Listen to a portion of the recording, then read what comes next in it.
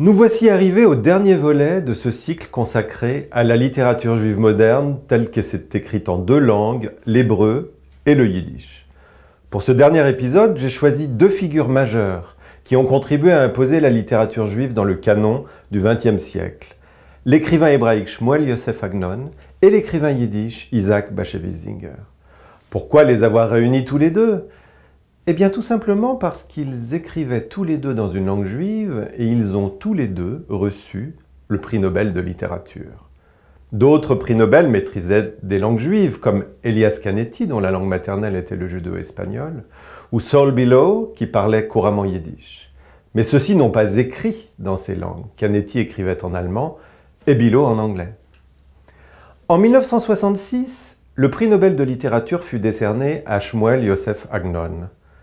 Mais comme si la légitimité de l'hébreu comme langue littéraire ne coulait pas encore de source, Agnon dut partager son prix avec la poétesse juive allemande Nelly Sachs. Malgré tout, ce prix contribua à mettre en lumière non seulement l'œuvre d'Agnon, mais également la littérature hébraïque moderne dans son ensemble, telle qu'elle s'épanouissait depuis un siècle. Le monde a pu alors découvrir que l'hébreu n'était pas seulement la langue de la Bible, mais aussi une langue totalement en lien avec le monde contemporain. Il fallut attendre encore 12 ans pour que le yiddish arrive à la même consécration. Isaac Bashevis Singer reçut le prix Nobel de littérature en 1978. Mais cette fois, il était seul sur la tribune. Et le monde découvrait alors que le yiddish n'était pas seulement le dialecte des quartiers juifs misérables d'Europe orientale, tel que décrit par Albert Londres en 1930 dans « Le Juif errant est arrivé ». Il s'agissait aussi d'une grande langue de culture ayant produit une littérature extrêmement sophistiquée. Agnon était né Shmuel Yosef Tchatchkes en 1888 à Buchach, une petite ville de Galicie qui faisait alors partie de l'Empire austro-hongrois, une ville très influencée par le chassidisme. Son père, commerçant, avait fait des études rabbiniques et le jeune Shmuel Yosef bénéficia d'une éducation juive traditionnelle à domicile. Dès l'enfance, il se mit à écrire en yiddish et en hébreu, et c'est en yiddish qu'il publia son premier poème à l'âge de 15 ans. De 1905 à 1907, il fut secrétaire de rédaction Der Jiddischer Wecker, une revue yiddish. En 1907, il cessa d'écrire dans cette langue. Ses œuvres en yiddish seront réunies en 1977 par l'Université hébraïque de Jérusalem sous le titre Jiddische Schriften. En 1908, il quitta l'Europe pour Jaffa en Palestine.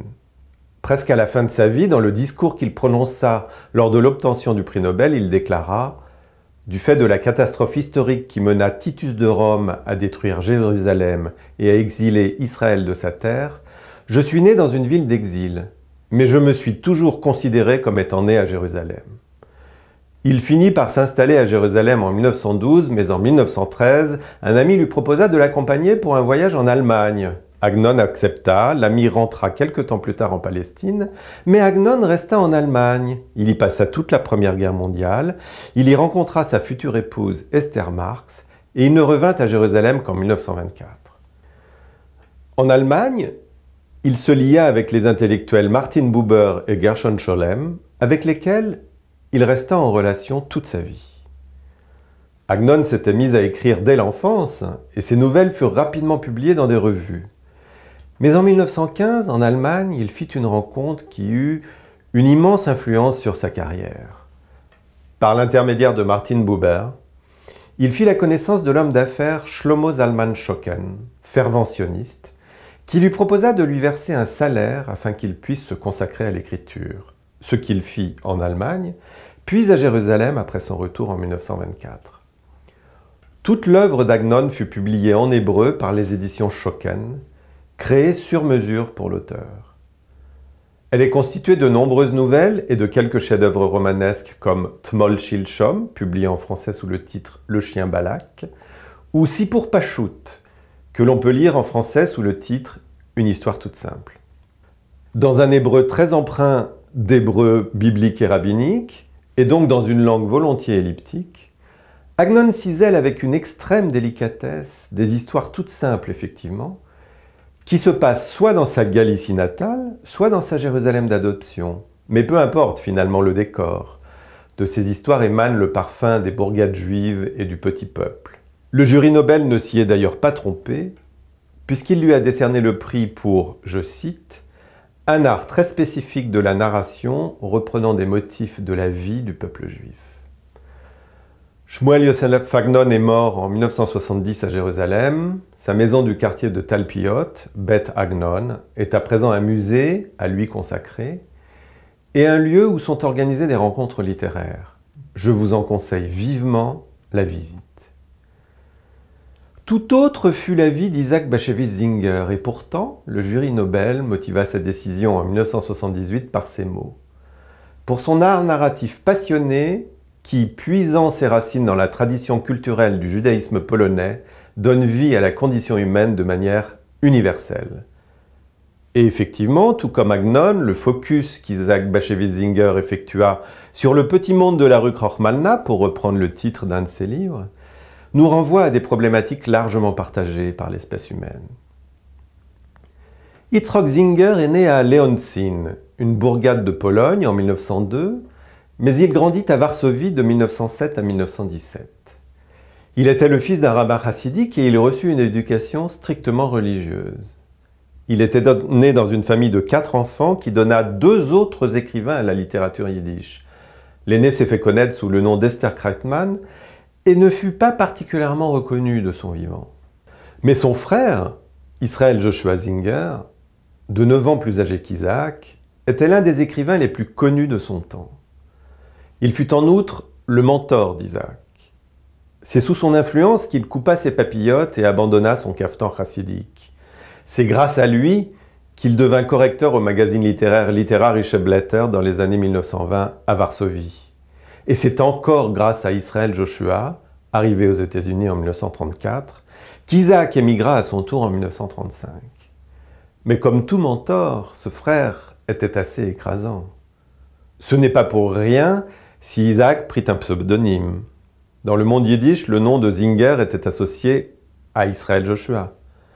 Alors Isaac reprit une tradition bien ancrée dans le monde juif. Il choisit le prénom de sa mère Basheve, Bethsabée, et publia sous le nom de Yitzhak Basheves, Isaac, fils de Bethsabée. Il publia son premier roman en 1935, Der Sotten in Gorai, paru en français sous le titre La corne du bélier, puis dans une réédition sous le titre Satan à Gorai. Ce n'est qu'après la mort de son frère que sa carrière prit un tour spectaculaire. En 1945, un an après la mort d'Israël Joshua, il devient collaborateur permanent du Vorwärts, le grand quotidien yiddish de New York, dans lequel il publiera tous ses écrits, nouvelles et romans. Et à partir de cette date, Yitzhak Bashevis écrivit à un rythme effréné. En une quarantaine d'années, il publia une vingtaine de romans, une dizaine de récits autobiographiques et des centaines de nouvelles et d'histoires, y compris des histoires pour enfants. La réputation internationale qui lui valut d'obtenir le prix Nobel, il l'a dû bien entendu à son exceptionnel talent de conteur, mais également à son sens de la stratégie. En 1953, parut en anglais la traduction de Gimpel le Naïf, due à l'écrivain Saul Bellow. Celle-ci eut un immense succès et la carrière en anglais d'Isaac Bashevis Singer était lancée. À partir de là, il assura lui-même la supervision de la traduction de ses œuvres, afin de rendre le texte plus accessible à un public ignorant de la vie juive. C'est qu'en yiddish, son œuvre est une véritable encyclopédie de démons de toutes sortes, de superstitions juives et d'expressions idiomatiques. S'il laissait le soin à d'autres de traduire ses œuvres, il courait le risque que celles-ci restent relativement ésotériques. Alors il s'en chargea, et il imposa aux éditeurs d'autres pays de les traduire de la version anglaise et non de l'original en yiddish. En un mot, Isaac Bashevis Singer a été un as de la globalisation. Et c'est ainsi qu'avec talent, à travers des romans comme La famille Moscat, Le manoir, Le domaine, L'esclave, Shosha, ou des récits comme Le confessionnal ou Un jeune homme à la recherche de l'amour, Isaac Bashevis Singer permit au monde entier de vivre à l'heure du monde juif d'Europe orientale, alors même que celui-ci venait tout juste d'être anéanti. Shmuel Yosef Agnon à Jérusalem et en hébreu, Isaac Bashevis Singer à New York et en yiddish, Ces deux immenses écrivains ont su puiser dans les richesses de la tradition juive héritée de la Bible ou des croyances populaires pour faire entrer tout un petit peuple dans la modernité littéraire. L'essentiel de l'œuvre s'est épanoui à une époque où littérature hébraïque et littérature yiddish étaient déjà deux littératures distinctes et non plus une seule s'exprimant en deux langues. Mais leur substrat était le même, ce petit peuple, ces petits juifs simples qu'ils eussent habité Varsovie, Butchach, New York ou Jérusalem. Et les jurés Nobel ne s'y sont pas trompés. His Majesty, ladies and gentlemen, people are asking me often, why do you write in a dying language? And I want to explain it in a few words. Firstly, I like to write ghost stories, and nothing fits a ghost better than a dying language. Secondly, I believe in resurrection. I'm sure that the Messiah will soon come and millions of Yiddish-speaking corpses will rise from their graves one day. And their first question will be, is there any new Yiddish book to read?